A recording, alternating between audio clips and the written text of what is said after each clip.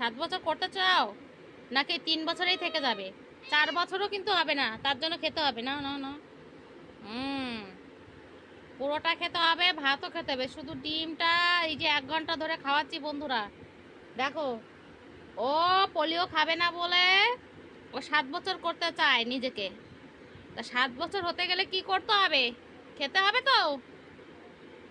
এত কোনো সময় খায় না, কখনো খায় না, কিচ্ছু খেতে চায় না, এই 1 ঘন্টা ধরে একটা ডিম খাওয়াচ্ছি। 7 বছরও হবে না, বড়ও হতে পারবে না, তাহলে তোমাকে রোজ রোজ পোলিও খাওয়াবো, তখন বুঝবে মজা।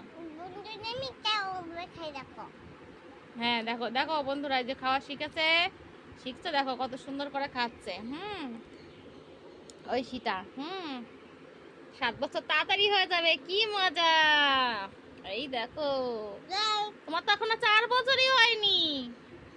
7 বছর করতে গেলে অনেক অনেক খেতে হবে,